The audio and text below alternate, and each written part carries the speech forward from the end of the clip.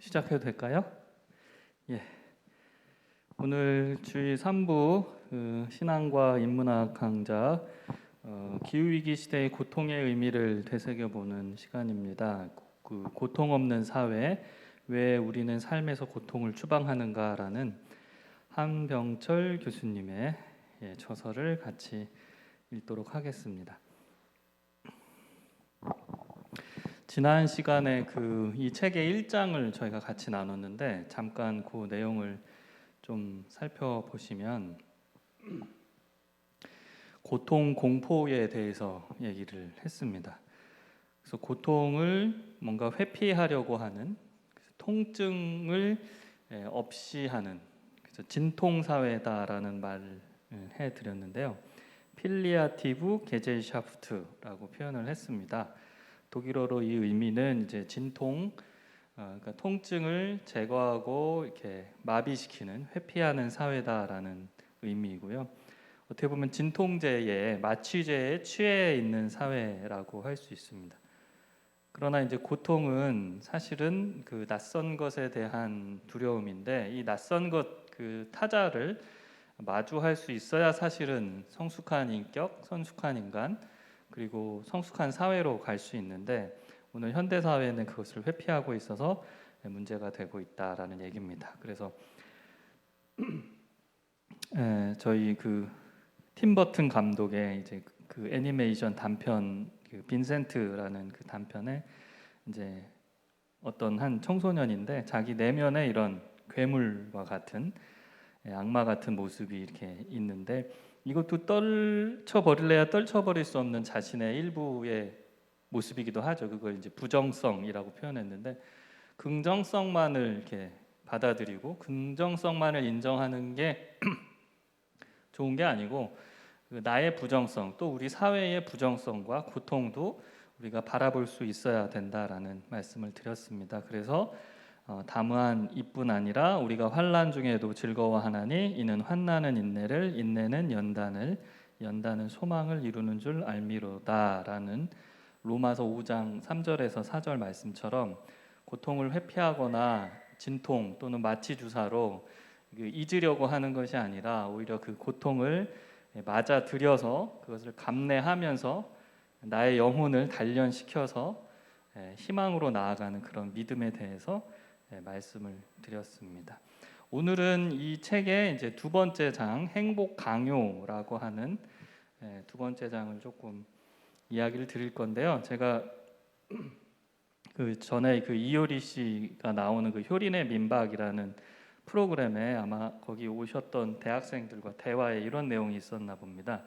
그래서 어떤 대학생이 대학만 가면 행복할 줄 알았어요, 이렇게 얘기를 하니까 효리 씨는 행복해야 된다는 생각을 버리면 행복할 텐데 이렇게 얘기하고 우리 상순 남편분이시죠? 이분은 뭐 그냥 사는 거지 뭐 이렇게 천하태평하게 얘기하시는데요. 사실은 행복하라는 얘기를 정말 많이 했어요. 특히 우리 젊은 세대들한테 아프지 말고 행복해야 한다. 근데 도대체 행복이 뭔지, 그리고 왜 행복해야 하는지, 그리고 진정한 행복을 이루려면 어떻게 해야 하는지에 대한 거는 사실 진지한 성찰이 없이 그냥 나쁜 생각하지 말고 부정적인 인식을 하지 말고 너의 자신의 내면의 추한 모습은 감추고 이쁜 모습만, 그래서 지난 시간에 좋아요, 인스타그램에 이렇게 보여줄 만한, 남에게 인정받을 만한 모습만 표현하고, 그래서 행복을 느끼. 근데 그게 가장된 행복이죠. 가짜 행복. 행복을 연출한 거지 진짜 자기 안에서부터 우러나오는 그런 진정한 기쁨과 행복은 아니거든요. 그런데 이제 오늘 주제는, 그러면 그 진정한 안으로부터 우러나오는 그 행복은 사실은 이제 고통을 통과했을 때, 아니면 고통을 지나는 와중에 찰나적으로 우리가 느낄 수 있는 게 오히려 기쁨이고 행복일 수 있다라고 이야기를 하고 있습니다.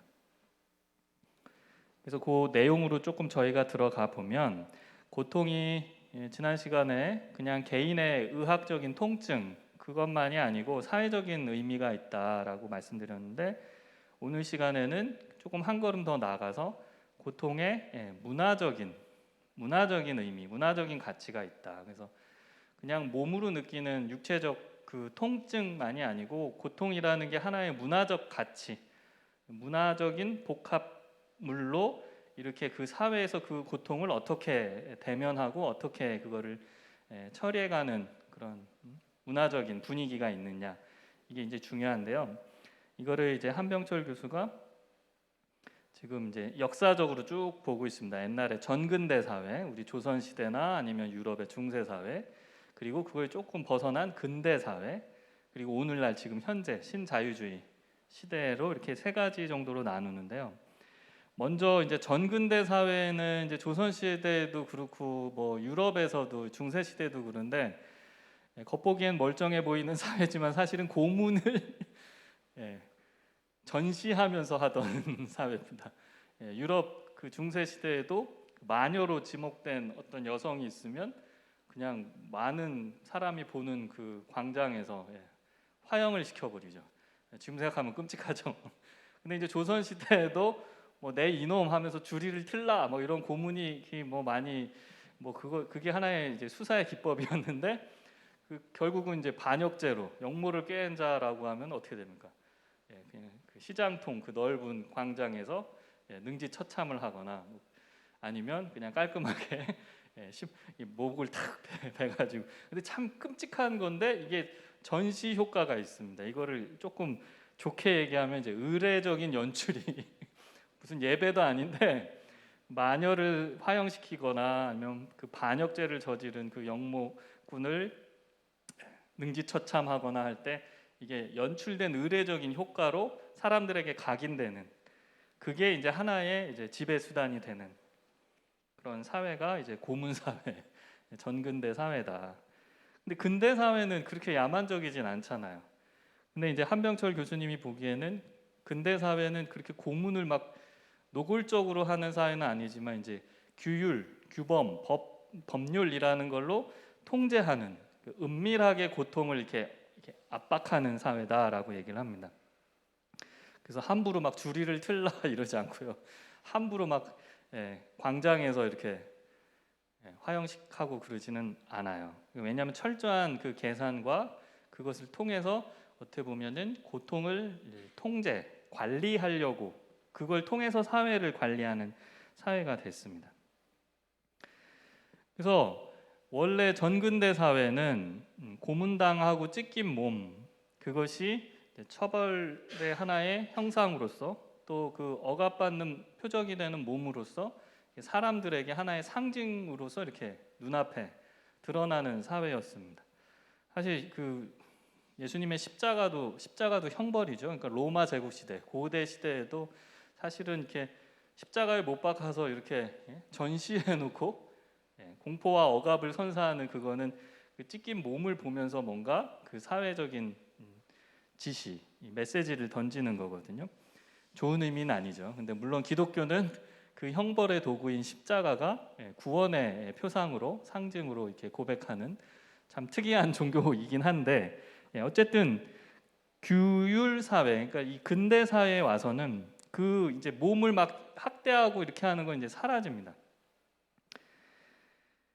물론 이제 저희는 근대 사회가 됐지만 그 헌트라는 영화 보셨는지 모르겠습니다. 정우성하고 그 이정재가 주인공으로 나오는 그 오공화국 시절 때 그 배경으로 하는데, 거기 보니까 물론 이제 민주화 운동하는 분들 이제 붙잡아다가 고문하는 게 거의 중세 시대 뭐 전근대 사회죠. 그러니까 근대 사회라고 하기에는 참 맞지 않는 그런 독재 사회가 바로 이제 가까웠는데, 어쨌든 지금은 그렇게 하면 안 되죠. 그러면은 이 규율 사회에서는 어떻게 하느냐? 결국은 그 통제에 따르게끔 은밀한 압박을 가한다라고 얘기합니다. 그리고 몸은 그 은밀한 압박에 따라서 열심히 뭘 해야 되냐면 그 사회의 명령을 수행해야 되는 거죠. 예를 들면은 뭐 시장 경제, 자본주의 사회에서는 생산 수단으로서 노동 행위를 해야 된다는 겁니다. 그래서 그 고통이라는 게 규율 사회에서는 그 기술적인 그 통제를 통해서, 그러니까 예를 들면 명령이나 금지나 그 복종을 각인시키는 그런, 이게 사실은 학교가 다 그런 건데요. 근대 사회 학교라는 건 사실 그런 통제 기구입니다. 인간의 몸을 길들이는. 예.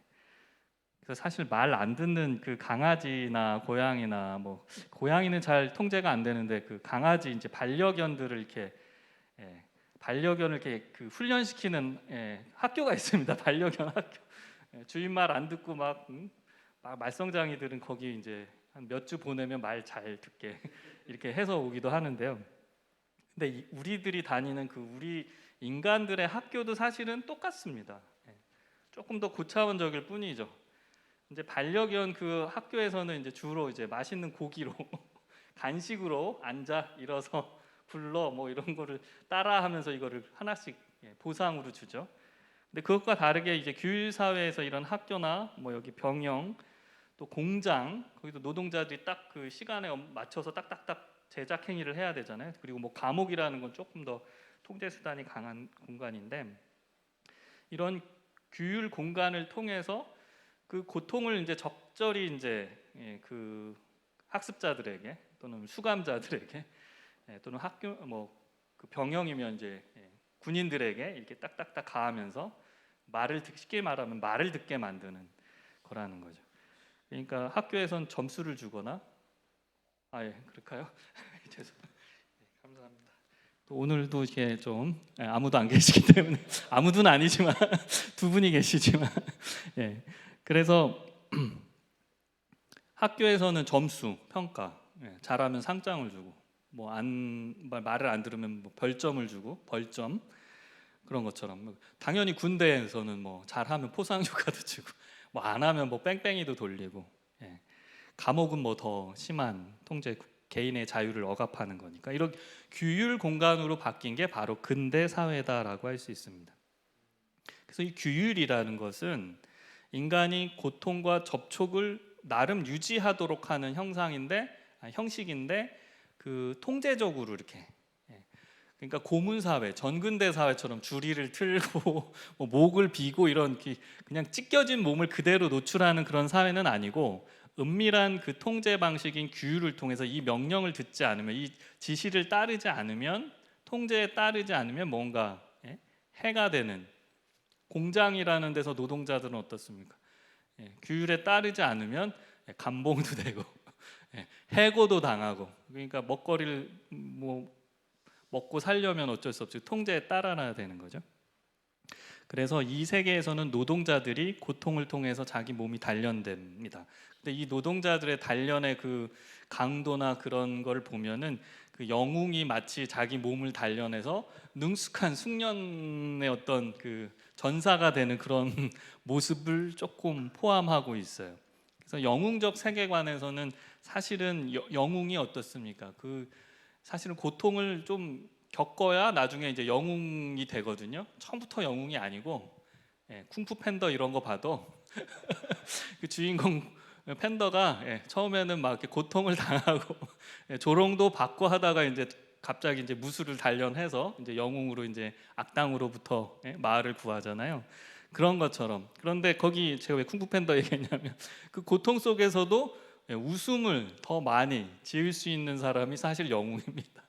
왜냐하면 그 고통이 어떤 의미라는 걸 알거든요. 이 고통은 지나가고 나는 더 가치 있는 무언가를 이뤄야 되는 사람이라는 걸 인식하는 사람이 영웅인 거예요. 그래서 영웅적 세계관에서는 언제나 고통은 닥칠 수 있는 거고 그러나 이제 그거를 어떻게 내가 잘 극복해 내는지가 그래서 항상 내 몸이 단련된 무장된 그런 몸과 삶이 되어야 그게 이제 영웅으로서 세계도 구하고 그래서 내 몸이라는 게 그냥 내팽겨쳐진 몸이 아니라 무언가 더 가치 있는 의미 있는 것을 성취하는 데에 필요한 하나의 도구이고 그 전초기지 같은 거다. 이제 진짜는 이제 영혼이 있죠. 영혼이 있고 몸이 있는데 몸은 어쨌든 이 세계에서 맞닥뜨리는 그 여러 가지 고통들이 그냥 거기서 끝나버리는 게 아니고 그거를 잘 견뎌내면 이제 내가 더 영혼에 승하든 더 큰 구원이든 아니면 세계를 해방시키는 거든 영웅이 해야 되는 그런 미션이 있다라는 거죠. 그런데 이 영웅적인 그 미션을 완수하려고 하는 이 방향은 여기 이제 시민 주체의 감수성과 대립된다라고 했습니다. 근데 여기서 시민 주체는 사실 좋은 말이 아니고요. 여기 한명철 교수님이 하는 여기서 시민 주체는 사실은 지금 신자유주의, 이 개인화된 시민을 얘기합니다. 이제 그냥 그 이기적인 나라고 생각하면 돼요. 이게 그 공동체적인 시민 주체 뭐 여기 사실 우리가 일반적으로는 시민 주체라는 말을 좋은 말로 쓰는데 이제 여기서는 그 의미는 아닙니다. 왜냐하면 이 개인화된 이기적인 나의 이익만을 추구하는 이 시민 개인은 그 몸이 어떤 더 민주화를 이루고 뭐 또 뭐 아픈 사람들과 함께 연대하고 이런 수단이 아니고요. 그냥 내가 한 몸 잘 먹고 잘 살아야 되는 그냥 그 몸 자체가 하나의 목적이 됐어요. 그러니까 내가 왜 내 몸을 희생해요? 말도 안 되죠. 내 몸이 전부인데. 그러니까 이 신자유주의 현대 사회에서는 몸 자체가 그냥 목적이고 가치입니다.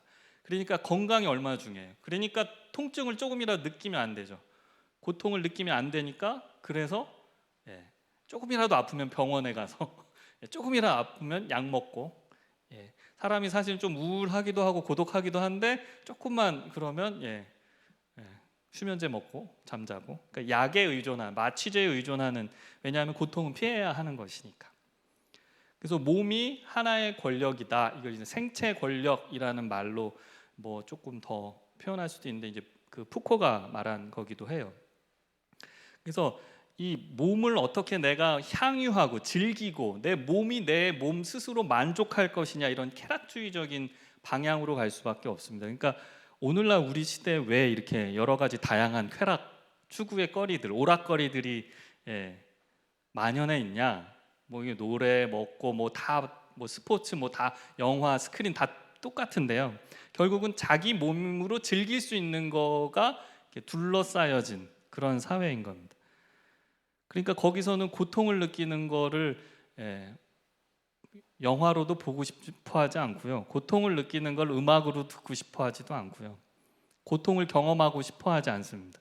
왜냐하면 그거는 아무런 쓸모가 없는 아무런 그 유익도 만들어내지 않는 것이니까 그래서 통증, 고통은 무조건 이제 회피해야 할 것으로 이렇게 바라봅니다. 그게 이제 오늘 현대 사회예요. 그래서 왜 그러냐? 그걸 한마디로 하면 이제 오늘 우리 사회는 이제 경제학적으로 하면 신자유주의, 자본주의 사회이고 성과 사회여서 우리 이 시민이든 개인이든 나라고 하는 인간을 어떤 주체로 보냐면 성과 주체. 뭔가 일을 성취해야 되고 업적을 만들어내야 하는 주체로 봅니다. 그래서 사실은 근대 초기 근대 사회 규율 사회의 규율 주체하고도 또 다른 더 한 걸음 더 무섭게 나아간 사회가 됐는데 오늘 이 성과 사회에서는 그래서 뭔가 지시하고 따르지 않으면은 뭔가 부정적인 벌점을 주고 이런 것도 필요 없습니다. 무조건 넌 할 수 있어. 해야 돼. 너는 너를 실현해. 너의 몸의 행복을 즐겨. 이런 사회가 됐는데 한국 사회도 뭐 제가 아까 헌트라고 하는 그 영화 얘기했지만 그 80년대 뭐 90년대 지나면서 우리 한국 사회는 급속도로 근대 사회를 잠깐 거치다가 밀레니엄 시대가 되면은 완전 성과 사회가 됩니다. 저희도 이제 세계화, 신자유주의를 확 받아들였기 때문에 그래서 한국 사회는 사실 규율 사회를 잘 거치질 못했어요. 그냥 전근대 고문하는 사회에서 갑자기 이제 너 자아를 실현해 부자 되세요.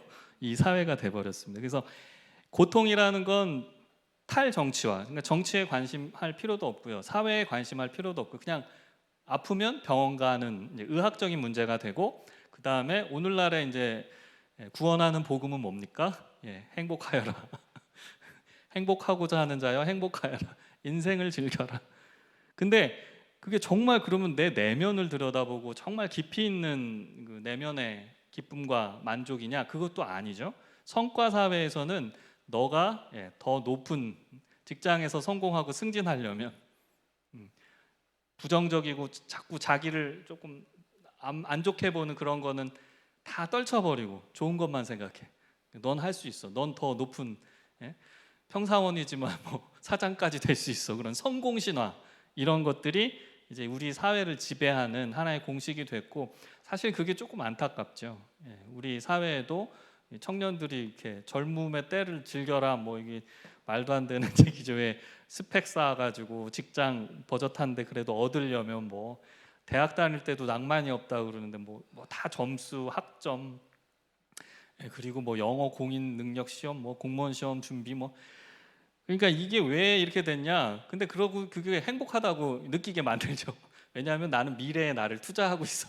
미래의 나의 행복을 위해서 지금 나 투자한다 그러는데, 이게 다 이 행복이라고 하는 이 긍정적인 감정 자본을 푸시를 이렇게 해 넣어가지고 그게 뭔가 성과 능력으로 발현되게끔 이렇게 전 사회 구성원들을 그렇게 밀어 넣는 겁니다. 저는 이게 좀 정치적인 발언은 안 하려고 그랬는데, 그 당시에 이 교육부 장관을 하시던 분이 다시 교육부 장관으로 돌아오셔가지고 다시 아이들의 그런 성과 주체로 막 수월성 교육이라고 하는 건데, 교육을 이렇게 투여를 했으면 거기에 맞춰서 학생들이 학습자가 능력이 향상돼야 돼요. 이 효율성이랑 똑같습니다. 노동자들 인력을 투여하고 자원을 투여해서 공장을 돌리면 거기서 상품이 효과적으로 만들어져야 되는데, 그러니까 학교를 공장처럼 이렇게 수월성 교육이라는 논리로 했던 분인데, 이제 그분이 다시 교육부 장관이 되실 것 같더라고요. 그래서 다시 이제 그러면은 그런 사회로 가는 건가? 사람이 먼저다 그랬었는데 이제 다시 수월성 교육으로 돌아가는 것 같아요. 근데 거기에 논리는 뭐냐면 교묘하죠. 그게 뭐 아이들을 통제하고 그런 뭐 전두환식 독재 교육이 아닌데, 수월성 교육이라는 말은 너가 하고 싶은 걸 너가 실현하려면 너가 열심히 공부를 해야 돼. 너를 스스로 통제해서 밤에 잠 자지 말고. 그러니까 사실은 좀 안타깝죠. 고3 애들이 막 뭐 커피 정도가 아니라 막 각성제 같은 걸 먹어가면서 공부를 하는데, 그거를 이제 철들었다고 해야 되는가, 아니면 자기 몸의 건강까지도 이렇게 갉아 먹으면서 이렇게 공부에 압박을 주는 우리 사회가 바른 사회인가, 그런 의문이 들게 됩니다. 그래서 신자유주의적인 그 행복 시스템, 행복 장치라는 건 결국 효율성이에요. 이게 그러니까 자본의 논리인데 우리 인간의 영혼도 이 행복 장치의 논리에 종속이 되어 있죠. 그래서 우리는 우리 스스로도 그렇게 그게 노예화되어 있는지 모르고 스스로는 자유하다고 생각하죠. 그래서 아마 그렇게 공부를 하는 친구들, 그리고 뭐 대학에서 스펙 쌓으면서 열심히 미래를 준비한다고 하는 이제 청년들은 그게 이제 자기의 자유이고 내가 행복해지려면 하는 고통의 과정이라고 생각하는데, 그건 진짜 고통은 아니거든요. 자아를 실현하는 줄 알고 자발적으로 자신을 갈아 넣는 거죠. 그게 피로 사회에 필요한, 우리 현대인들이 왜 필요한가 하면 스스로 자신을 필요하게 만들어요. 왜냐하면 성과를 창출해야 되는 성과 주체이니까 자신을 스스로 착취하고 억압합니다. 그러니까 사회적 통제 장치로는 더 고급스럽죠. 그걸 이제 스마트하다고 표현을 한병철 교수님이 해요.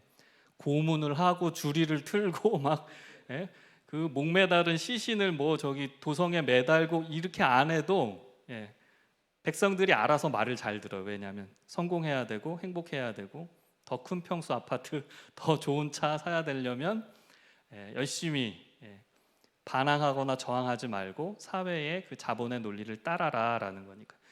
그래서 복종하라는 말보다 자유로우십시오라는 말이 더 횡행하는데, 더 그게 파괴적인 억압을 강압을 하는 말일 수도 있습니다. 그래서 요새 이제 자유라는 말을 많이 쓰는데 정말 자유한 사회로 가고 있는지는 모르겠습니다. 이게 신자유주의 지배 권력에서 얘기하는 것은, 자유는 말을 하는데 사실은 자유하라고 하지만 자유에도 불평등이 있어서 자유하라고 해도 자유롭지 못한 사람들이 있는 거죠.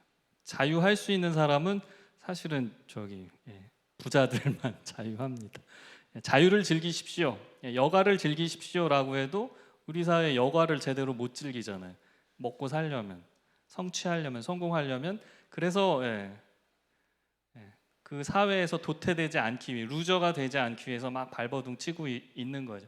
그래서 스스로 모두가 서로가 서로를 돌아볼 시간도 없이 다 피로에 쩐 그런 사회가 됐는지도 모르겠습니다.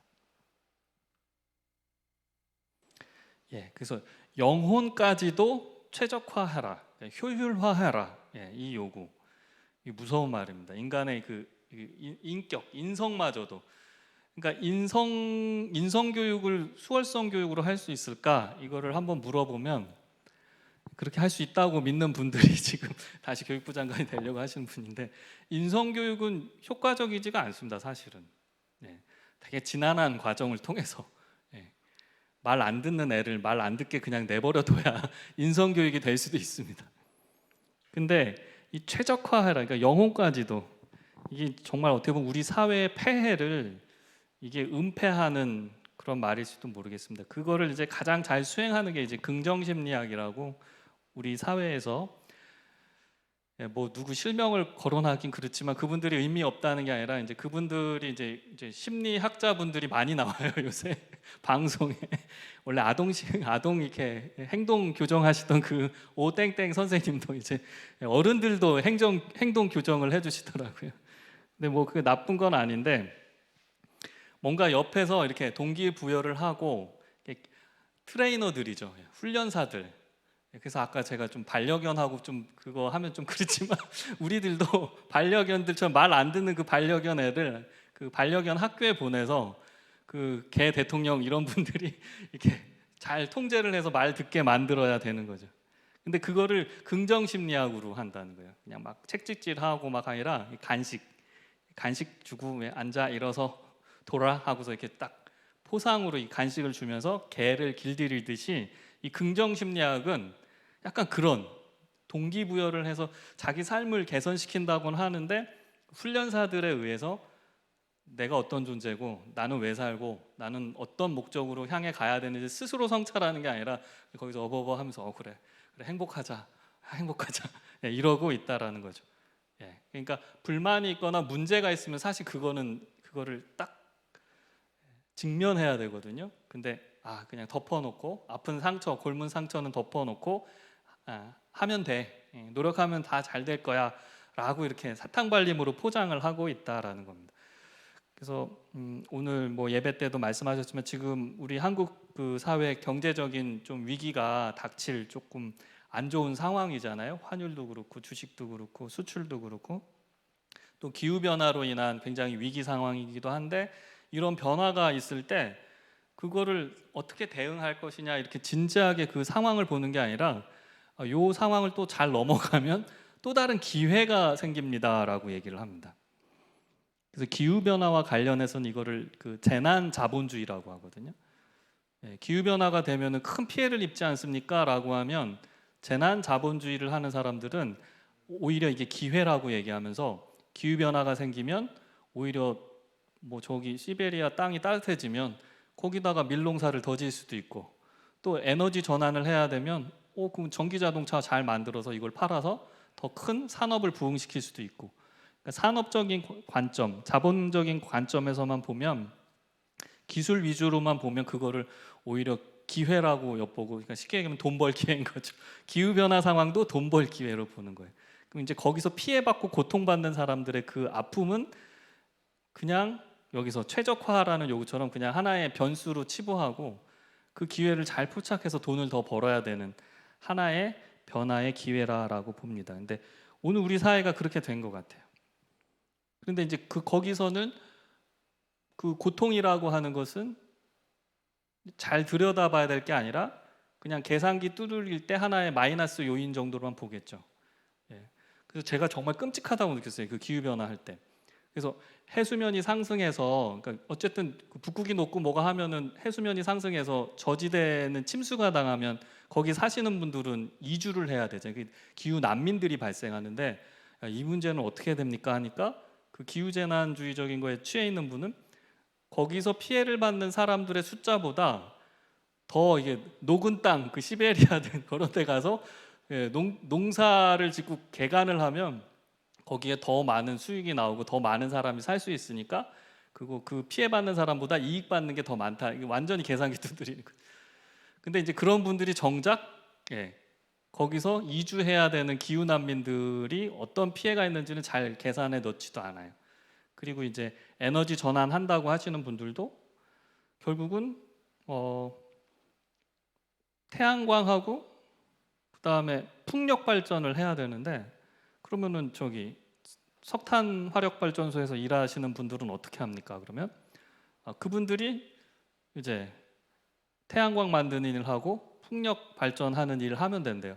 그건 맞아요. 근데 그 과정이 어떠냐? 그냥 그게 저절로 되나요? 그리고 석탄 화력 발전소에서 일하는 노동자들이 갑자기 거기에 취직할 수도 있는 게 아니잖아요. 그거는 정말 이 정부나 사회에서 잘 이직을 할 수 있는 재교육 훈련을 해가지고 재생에너지 영역으로 가서 일자리를 보장해주고, 그러니까 사람들을 좀 보호하고 혜택을 주고 이렇게 도움을 줘야 되는 그 과정이 있는데, 그거는 시장의 자유가 알아서 할 거라고 얘기를 합니다. 사실 무서운 논리예요. 이 경쟁의 논리. 말은 자율 경쟁이지만 흑수저와 금수저는 경쟁을 할 수 없는 이 사회인데 그걸 은폐합니다. 그러니까 어떤 사회적 불만도 갖지 못하게, 그냥 네가 밤에 각성제 먹어가면서 공부해. 그래서 스카이 대학교 가. 그럼 넌 성공할 수 있어. 너가 흑수저라는 거를 원망하지 말고 공부해서 너가 스스로 쟁취해라고, 굉장한 동기부여 훈련사 같지만 이미 사회 구조가 금수저와 흑수저의 벽을 깰 수 없는 불평등 사회이라는 그 문제점은 보지 못하게 하는 거죠. 개인의 그 고통뿐만 아니라 이 사회적 문제점, 사회적 고통을 들여다보지 못하게 합니다. 그래서 우리 사회는 대량으로 진통제가 처방되고 있는 사회이고요. 고통을 낳고 있는 이 사회적인 현실을 보지 못하게 덮어놓고 있는 사회입니다.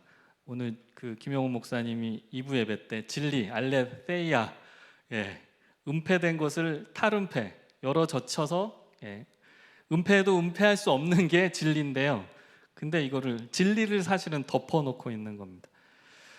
그래서 고통을 의학, 약학으로만 처리하고 고통이 언어화되는 것을 막고 있습니다. 고통을 표출하는 것을 고통받는 자들의 목소리를 막고 있죠. 이건 출애굽기에도 지난 시간에 제가 말씀드렸지만, 모세가 하나님을 만났을 때 하나님께서 애굽에서 종살이하며 고통받는 이스라엘 백성의 목소리를 듣노라라고 말씀하셨거든요. 그러니까 너가 그 현장으로 가라라고 하셨는데, 이 목소리를 들리지 못하게 하는 그 성과 사회의 시스템이 바로 행복의 장치예요. 행복 논리.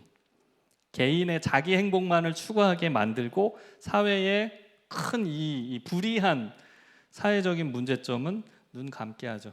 그러니까 모세도 약간 자기가 어쨌든 얼떨결에 궁정에 들어가서 왕자로 살게 됐으니까 사실은 그 눈 감고 싶었는지도 모르겠습니다. 자기 민족의 고통 받는 그 목소리를.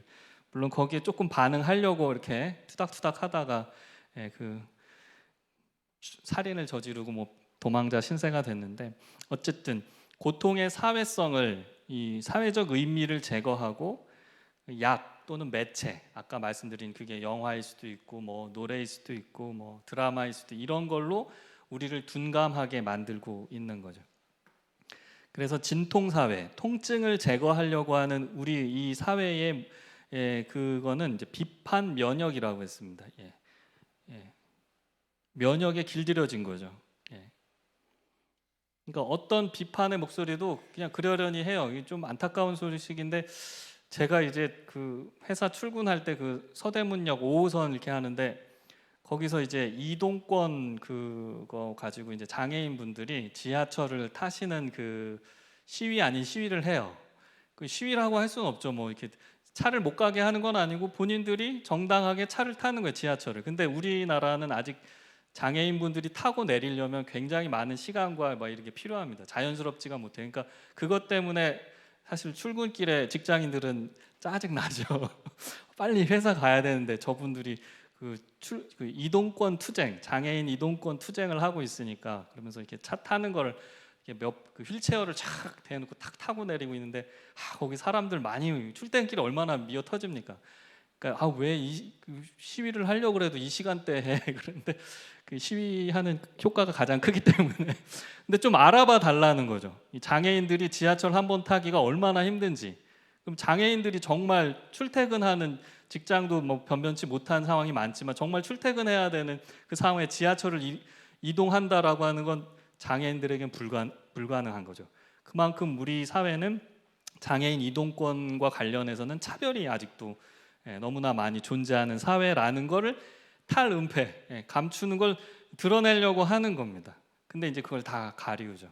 그래서 소셜 미디어나 뭐 뉴스 보도나 이런 데 보면 그냥 뭐 장애인 무슨 단체에서 뭘 해서 출근길이 뭐 어쨌다라는 단순 보도만 하고 사회는 그걸 이렇게 딱 은폐를 합니다. 그래서 사회가 만성적으로 마취가 돼 있어요. 이제 누가 뭐 저기 무슨 골리앗 크레인에 누가 올라가서 단식 농성을 한다고 해도 또 무슨 일이 있나? 뭘 이렇게 주장하려고 거기 또 올라가 있어? 막 이렇게 생각을 하게 됩니다. 사실 제가 지난주에 무슨 시민사회단체 연대회의라는 데서 무슨 후원의 밤 같은 걸 해서 제가 이제 단체에서 저보고 가라 그래서 갔었거든요. 좋더라고요. 이렇게 뷔페를 이렇게 쫙 해놓고 참 이렇게 먹으면서 이렇게 딱 후원의 밤 행사를 해요. 거기 뭐 별의별 시민단체들이 다 와 있습니다. 근데 거기에 이제 푸른아시아는 신입 단체예요. 그래서 처음 이제 가입을 했어요. 그래서 항상 해외 사업만 하다가 처음 국내 시민사회 단체들과 연대하는 그 모임에 간 건데, 근데 제 앞자리에 이제 어느 이제 여성분이 앉아 계셨는데 아무것도 안 드시고 있으시더라고요. 근데 봤더니 이제 파리바게트 무슨 어쩌고 저쩌고 노조 어쩌고 그런 쪽이에요. 근데 이제 그분은 거기에 무슨 이제 조금 그 포상을 받으려고 오셨어요. 좀 격려와 연대 표상. 근데 들어보니까 단식하다 오셨대요. 그래서 아니 나 지금 뷔페를 2접시나 막 먹고 있었는데 너무 죄송하더라고요.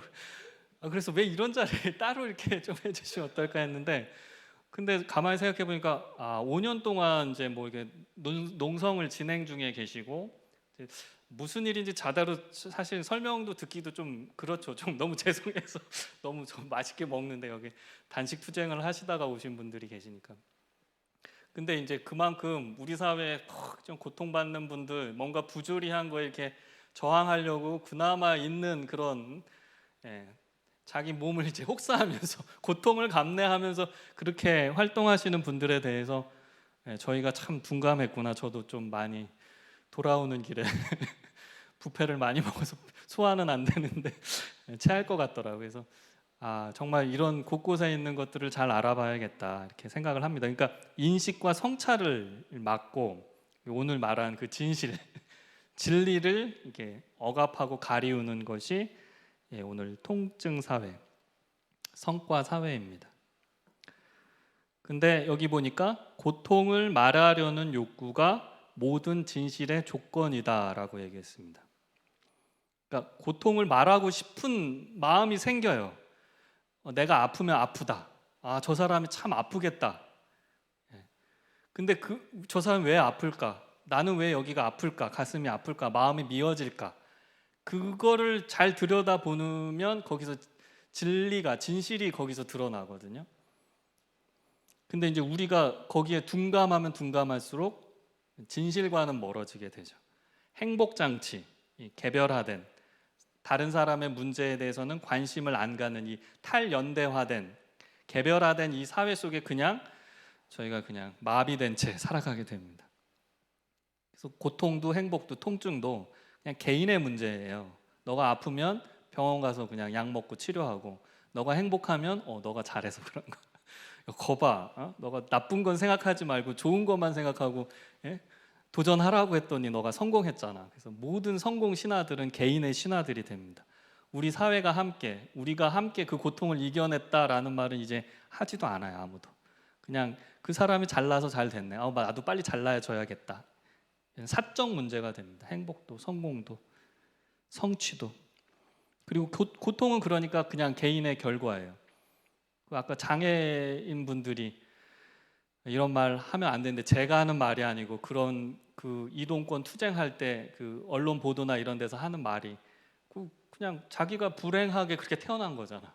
불행하게 선천적으로 태어났던, 불행하게 무슨 사고를 당해서 그랬던, 그거를 왜 근데 자꾸 사회에 이렇게 그래. 그냥 자기 불행이니까 그냥 불행은 자기가 그냥 감내해야지, 누가 뭐 장애인이라고 태어나라고 한 것도 아니고 하면 이런 모진 말도 하는 사회입니다. 그러니까 그 사람의 아픔을 전혀 공감할 줄 모르는 거죠. 태어날 때부터 안진뱅이 된 자, 예수님이 그 병자를 고쳐서 일으켜 주시면서 그 모습을 한번 떠올려 주십시오.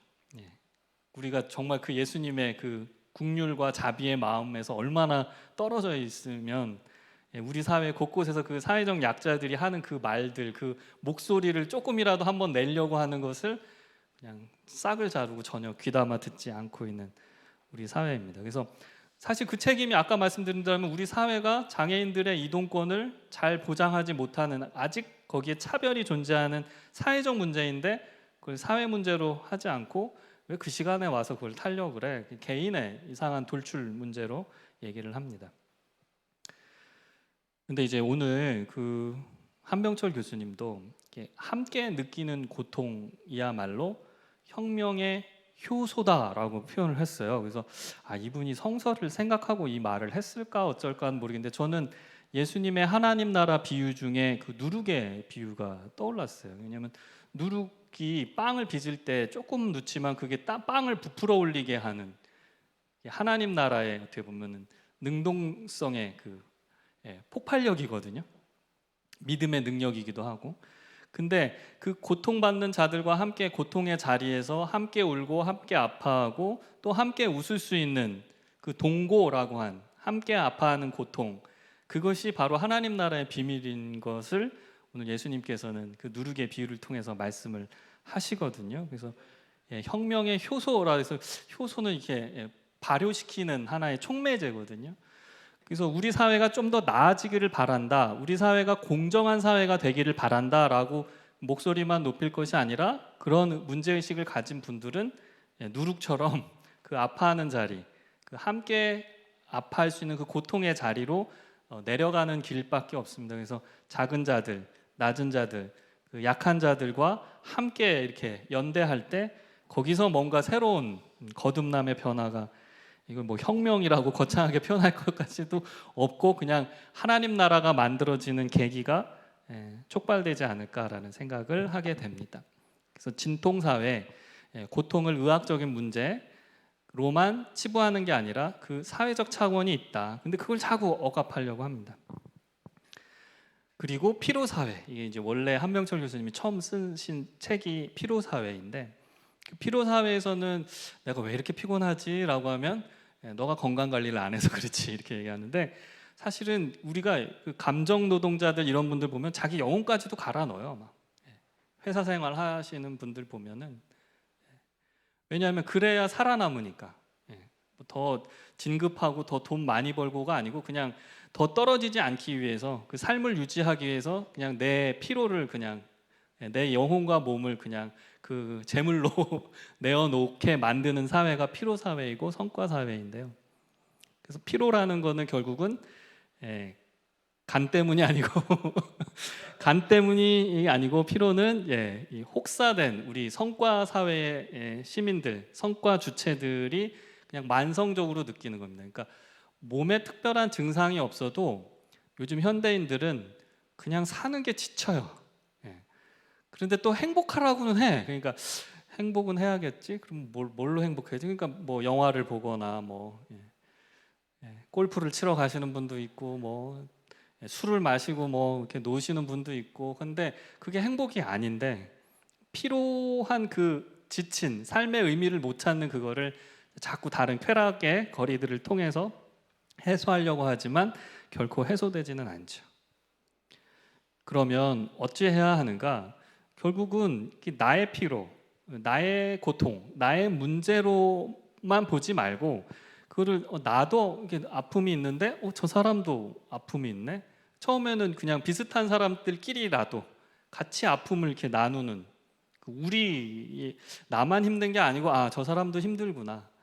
그러다가 이제 나와 좀 전혀 다른 그 낯선 사람들의 힘든 것도 보게 되는 거죠. 그게 바로 이제 공동체라는 게 다른 것이 아니고 영어로 커뮤니티라고 하는데, 이게 사실은 그 저희 신학에서 홀리 커뮤니온이라고 하면 이게 성만찬입니다. 커뮤니온, 이게 같은 어원이에요. 커뮤니온, 커뮤니티. 그래서 공동체는 사실은 커뮤니온, 성도의 교제라고 할 때 이 교제와 사귐이 바탕이 되거든요. 그러니까 우리가 힘들고 우리가 필요하고 우리가 아픈 것들을 공동체는 같이, 특히 우리 신앙 공동체는 같이 그거를 얼싸 안을 수 있어야 됩니다. 그래야 그 아픔이 나아지고, 그럴 때 고통이 언어화가 되고, 고통이 우리 영혼을 더, 아까 말한 그 영웅적인 더 성숙한 인격으로 성장하게 하는 그 길이 됩니다. 근데 그 길을 지금 현대 사회는, 성과 사회는 신자유주의 성장의 논리는 다 막고 있다. 왜냐하면 신자유주의에서는 행복도 사물화된다라고 했습니다. 쉽게 말씀드리면 이제 물질을 통해서 행복을 누리는 것밖에 오늘 우리 사회에 뭐가 있을까요? 영혼의 만족이라는 개념도 없고, 더 많이 소비하고, 뭐 차 얘기하면 더 큰 차 사면은 더 만족이 되고, 그래도 또 행복하지 않으면 더 비싼 차 외제차 이거 사면, 그러니까 집도 더 큰 평수, 강북에 사시면 강남으로, 그럼 그게 이제 뭔가 성공한 것 같고, 그래 맞아 나는 이제 강남으로 이사 왔으니까 나는 더 행복해, 막 이렇게 행복을 사물화하는 사회인데요. 그래서 행복은 더 큰 성과를 추구하는 겁니다. 더 큰 차, 더 넓은 아파트, 우리 아이도 더 좋은 대학 가야 되고, 좋은 대학이 뭔지 모르겠지만 사회적으로 합의된 그 기준에서 더 높이 올라가려고 하는, 그래서 항상 좋은 것, 긍정적인 것만, 그런 느낌들만 채워 넣으려고 하지만 그 아래쪽은 정말 텅 비어 있죠. 왜냐하면 행복의 어떻게 보면 특징은, 행복을 우리 마음대로 만들 수가 있나요? 이게 저기 한병철 교수님 참 재밌는 말씀이신 것 같아요. 행복은 우리 의지나 뜻대로 마음대로 뭔가 이렇게 부릴 수 없는 뭔가 부정적인 어떤 거다라고 얘기를 해요. 근데 이 신자유주의 행복 장치에서는 너가 더 큰 차를 사고 더 비싼 핸드백을 사면 행복해지는 거야라고 주입하죠. 물질로 그걸 치환하는데, 사실 그렇지 않은 게 행복의 특징이라는 겁니다. 그러니까 정말 행복의 특징에서 보면은 진정한 행복은 오히려 그 균열, 틈새, 거기서 오히려 탁 다가오는 건지도 모르겠어요. 그래서 고통이 오히려 행복을 물질로 이렇게 치환하려고 하는 그 사회에 경종을 울리면서 그걸 막아주는 건지도 모르겠어요. 만약에 우리가 큰 차를 사고 강남으로 이사 가고, 나는 더 잘 성공한 것 같아라고 하는데, 만약에 불현듯 의미를 알 수 없는 고통이 나에게 찾아왔다고 생각해 보십시오. 꼭 몸이 아픈 것만 아니더라도 뭔가 그 고통의 상황이 나에게 뭔가 출현을 했어요. 경험을 했어요. 그러면 차나 아파트나 뭐 사회적 지위나 명성이나 이게 다 무슨 의미입니까? 이건 어떤 행복의 조건도 그건 아니라는 거죠. 그거를 고통이 알게 해줍니다. 근데 여기서 고통은 지난 시간 말씀드린 걸로 하면 그냥 어떤 페인, 통증이라기보다는 우리 성서적 의미의 예수님의 십자가의 순환과 같은 그런 고통, 패션, 그 패션, 격정, 열정, 그 고난이 그것을 우리에게 알게 해준다는 거죠. 이거는 거의 십자가의 예수님이 고통에 열려 있어야 가장 드높은 행복에 이를 수 있다라는 말은 예수님의 십자가 외에는 모르겠어요. 그래서 그 전에 한번 김용 목사님 설교 말씀 해주실 때 그 윤동주 시인의 십자가라는 시에서 괴로웠던 사나이 예수 그리스도인데 행복한 예수 그리스도죠. 십자가에 달린 그 고통의 예수님인데 정말 그 내면은 행복한 거예요. 그 행복을 왜 고통스러운데 행복하다, 이 말을 예수님의 십자가 외에는 우리가 알 길이 없을 것 같은데, 한병철 교수님이 여기에 뭐 딱 설명은 안 했지만 그 의미가 담겨 있는 것 같습니다. 그래서 오늘 말씀을 좀 정리해야 될 것 같은데요. 그래서 오늘 저는 베드로전서 4장 16절에 만일 그리스도인으로 고난을 받으면 부끄러워하지 말고 도리어 그 이름으로 하나님께 영광을 돌리라 라는 이 말씀이 조금 다가왔습니다. 근데 여기서 그리스도인으로 받는 그 고난은 그냥 그 아까 행복 장치에서 그 뭐 이렇게 하는 그런 뭐 통증 뭐 진통제를 먹어야 되는 그게 아니고 정말 아파하는 자들과 함께 아파하는 그 고난 받음. 그러니까 너가 뭔가 부족하니까 너가 스스로를 잘 이렇게 학습하지 않으니까 이 사회에서 너가 도태돼서 스스로 루저가 된 거잖아. 이런 게 아니라 그 신자유주의 이 자본의 논리 사회 속에서 만들어 놓은 그런 기준이 아니라 정말 아까 그 십자가에 달리신 예수 그러나 진정 행복한 그 사나이 예수 그리스도처럼 그런 고난을 받는 거라는 거죠. 그거는 부끄럽지가 않은 거죠. 부끄럽고 뭐 이렇게 뭐 요즘에 뭐 팔린다고 대통령님도 그런 말씀하셨으니까 뭐 팔린다고 할 게 아니라는 거예요. 당당한 겁니다. 이 고난은 당당한 거예요. 당당하게 자기가 자랑할 수 있는 고난. 그러니까 하물며 그 자리에서 하나님께 영광을 돌릴 수 있는 그런 고난받음이 있다라는 거고요. 그 고난받음은 하나님께 영광을 돌리는 그 영광과 함께 나도 그 영광의 자리에 그 영광을 경험하는 이게 진정한 행복인 줄로 믿습니다. 그래서 오늘 결론은 진정한 믿음은 고통과 함께 고통 중에 우리가 그냥 나 홀로 된 존재가 아니라 서로 함께하는 존재임을 깨닫는 깨달음 속에서 하나님의 축복으로 임하는 것 같습니다. 그 오늘 이제 여기가 이제 행복 강요라는 장이었고요. 다음 주에는 그 다음 3장은 이제 생존이라는 좀 살아남기라는 단어예요. 서바이벌. 우리 사회가 서바이벌 해야 되는 사회인데 그 의미에 대해서 조금 더 살펴보도록 하겠습니다. 자, 그럼 오늘 혹시 뭐 질문이나 코멘트 하실 거 있으면 한 5분 정도 시간이 남았으니까 말씀해 주시면 좋겠습니다.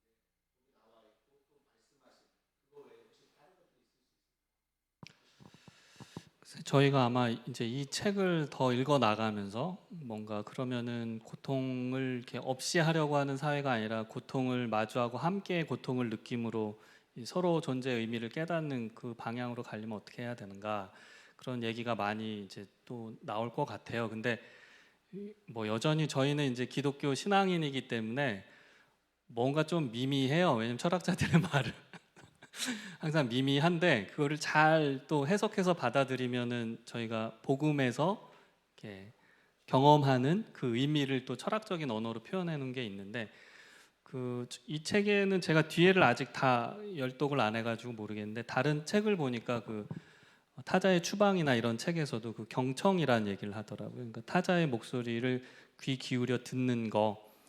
근데 오늘 김용 목사님도 말씀하셨지만 성서적 언어로는 듣는 거는 그냥 듣는 것만이 아니고 듣고 뭔가 순종하는 거잖아요. 예. 듣고 따름이죠. 그러니까 그냥 저런 사람들은 저런 얘기를 하는구나. 제가 오늘 집에 가다가 좀 마음이 계속 아프겠네요. 어쨌든 도대체 파리바게트엔 무슨 일이 있었을까? 제가 몽골에 있어서 그게 큰 사회적 이슈가 됐는지 안 됐는지 모르겠는데 하여튼 살펴봐야겠네요. 그래서 그냥 이렇게 보고 듣고 저 사람 왜 저러지 하고 지나가는 게 아니라 무슨 문제가 있는지 진짜 살펴보고 들여다보고 그 목소리를 좀 잘 들어보고 정말 내가 좀 도울 일이 뭐 있을까? 좀 아파할 일을 같이 아파야 되는 그런 게 우선은 이게 신앙적으로도 그렇고 여기서도 이제 철학적으로도 우리가 함께 고통을 느낌이라는 거 이제 그런 최소한의 그리고 이제 사회학적으로는 그런 연대 의식으로까지는 가야 되지 않냐 이런 얘기를 하는 것 같습니다. 근데 연대 의식이라고 그러면은 좀 철학자의 말로는 좀 약하고 그래서 이제 존재의 목소리를 듣는 타자의 목소리를 듣고 그 타자와 함께 연결되는 그런 얘기까지는 하시는 것 같습니다. 근데 이제 우리는 이제 아까 말한 커뮤니온 성도의 사귐과 교제라는 교통함이라고 하는 것이 있기 때문에 믿는 자들만은 아니고요. 또 믿지 않는 자들이든 아니면 사회에 그 아픔을 느끼고 고통받는 자들과 함께 사귀고 교제할 수 있는 그 사귐의 자리. 그래서 저는 우리 교회 안에서의 사귐도 중요하지만 교회 밖에 사귐이 필요하고 교제가 필요한 분들과 커뮤니온, 커뮤니티를 만드는 일들도 참 중요하다라고 생각합니다. 예.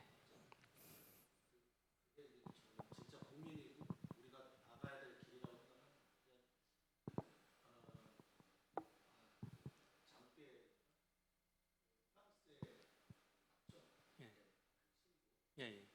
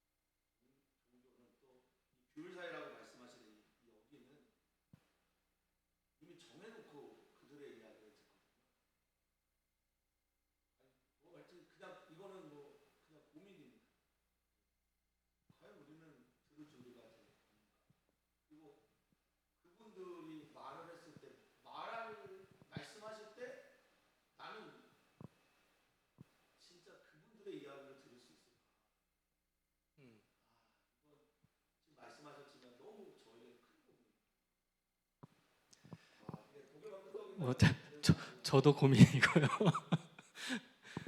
그 예수님이 사실은 그 복음서에 보면은 그 무수한 그 병자나 또는 그 사회적으로 그 소외된 자들을 많이 만나셨는데 물론 예수님이 찾아가신 경우도 있지만 예수님을 찾아오신 경우도 있고 그런 경우에 예수님이 어떻게 반응을 보이시고 그분들과 어떻게 그 마음의 눈높이를 맞추셔가지고 또 그들이 또 소리하는 그 목소리를 들으시고 또 거기에 필요에 따라서 그 아픔을 해소해 주시기 위해서 함께 기도하고 치유의 그 회복의 그 구원 사역을 하셨는지 저희가 사실은 더 좀 세심하게 잘 살펴봐야 될 것 같습니다.